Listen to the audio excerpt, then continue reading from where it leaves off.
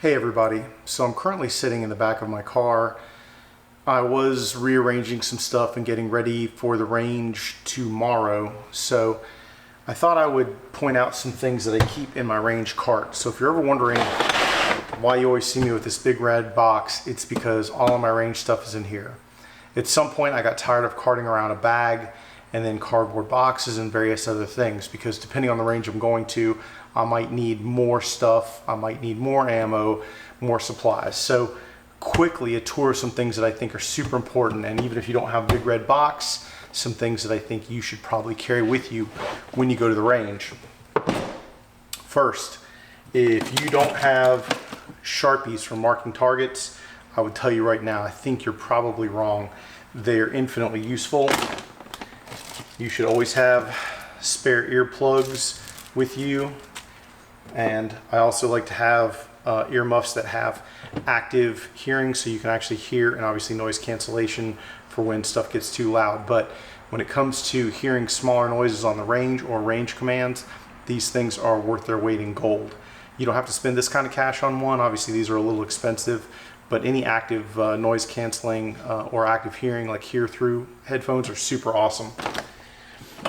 I also have multiple timers. Like 1 timer is good, 2 is better, and 3 is pretty awesome depending on what you need. So timers are good. Extra pens for writing stuff down, a notebook for writing things on. If you don't want to use big targets, these are always awesome. 3x5 cards have never let me down in terms of targetry. You'll probably be shocked to know that I have tons of extra magazines running around in this cart, and obviously dummy rounds. For diagnostic work, these things rock. Depending on what you're doing, they may or may not be useful, but for me, I like dummy rounds a lot. Let's see, several multi-tools for working on guns. This one has a Glock punch on it, which is super useful. And if you have any old school 1911 stuff, it's got the bushing wrench. Digging deeper, did I mention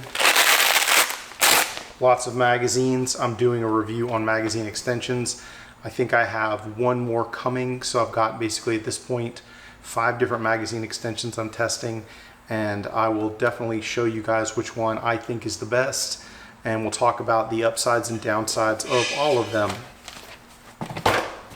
Eye protection is super important. This is a really nice set, but even the cheap stuff's better than nothing. You got to protect your eyes.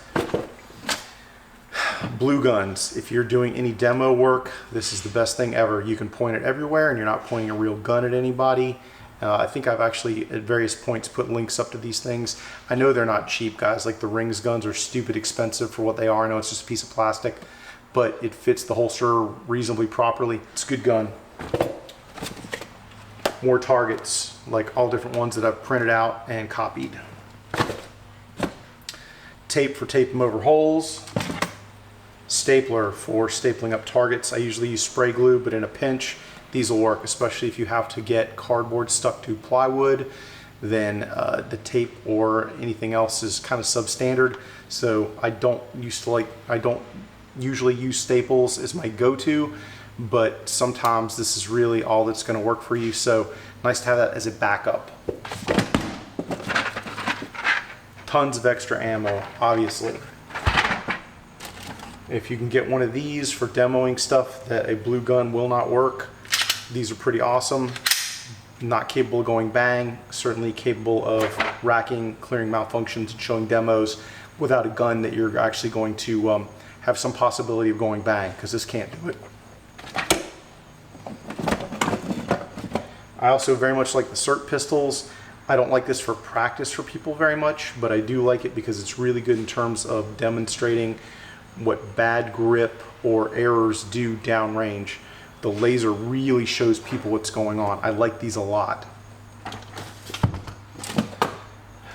Small tripod for my cell phone cam, either for myself or others. Infinitely useful. Video never lies. I always try to take video of myself or students to see what we are doing right and what we're doing wrong. multi-cleaning kit. It's one of the Otis 5.56 and 9mm kits.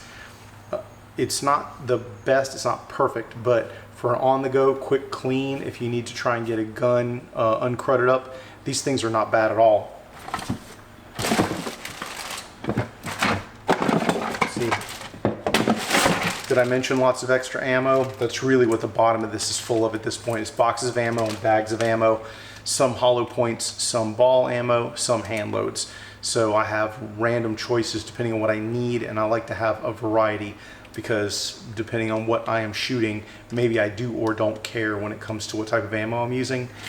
I know in another video I probably mentioned this, but these are 124 grain 9mm HSTs in the plus P form. These are the most accurate rounds out of the 3 Glocks that I test and demo with. So if I'm doing any long distance shooting, like 25 yards or greater, I just veer right off into these. I don't use ball ammo or heavier ammo for those demos, owing to that accuracy disparity. I'll probably link to a video where I show that somewhere down in the description, but trust me, in Gen 5 Glocks, these are laser beams, everything else is okay.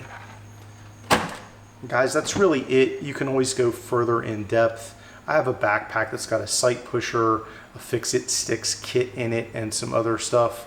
But in terms of my go-to, this cart really handles about 99% of my problems. And you know, most of my problems obviously are range related. For those that aren't, back here in the other corner, I've got a go bag, which I did a video on a long time ago, but I'll probably do an update at some point. So anyway, guys, that's a real quick down and dirty what follows me around at the range and sort of why. Thank you very much for watching, and stay safe. Get 'em, Jay.